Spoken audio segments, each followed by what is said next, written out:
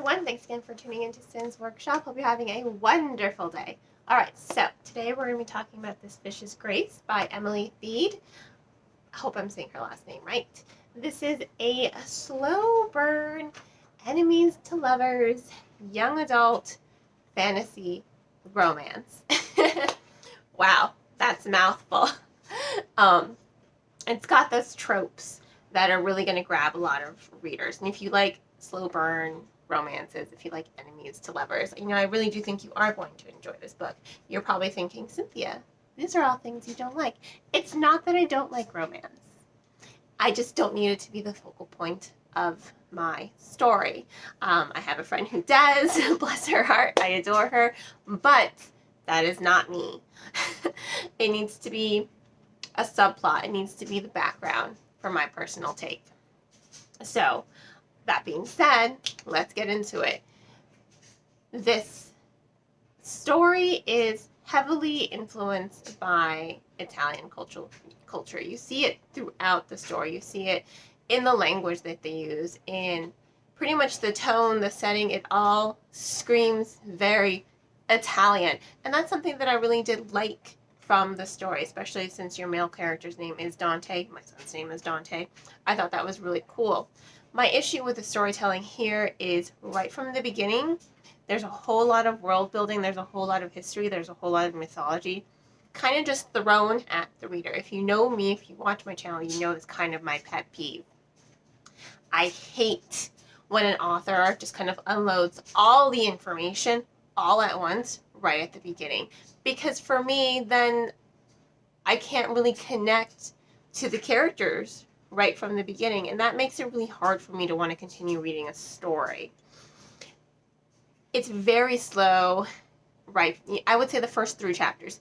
If you can go past the first 3 chapters, you're golden, because the story does begin to pick up pace. It does continue to kind of trickle in some more of the mythology throughout the story.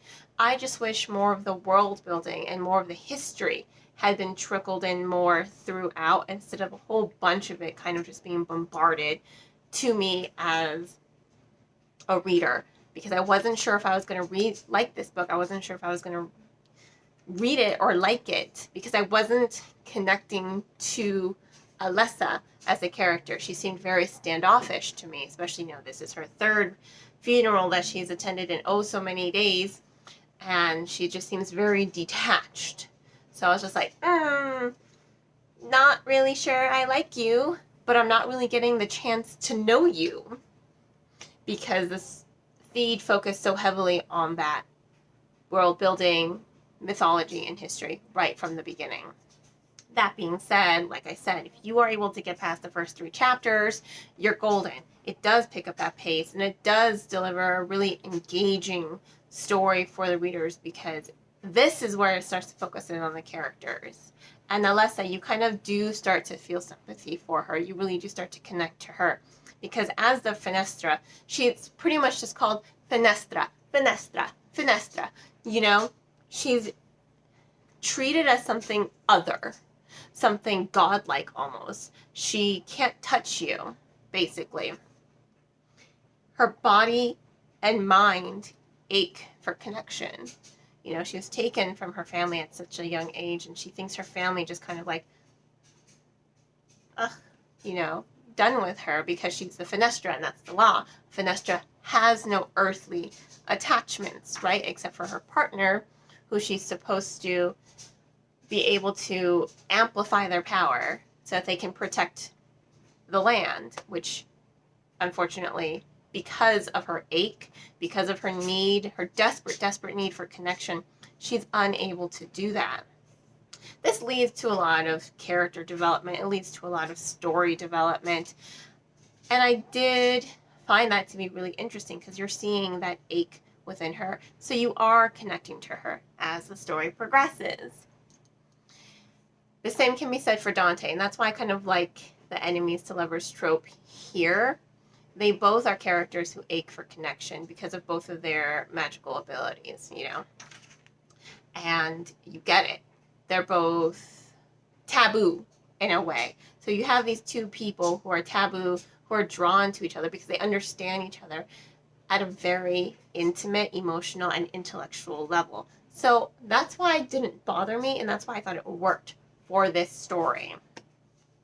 So, you know, overall, I did enjoy this Vicious Grace. I will have to give it 4 out of 5 stars. It does have good character development. You do end up eventually caring about these characters to the point where I need book 2 right now.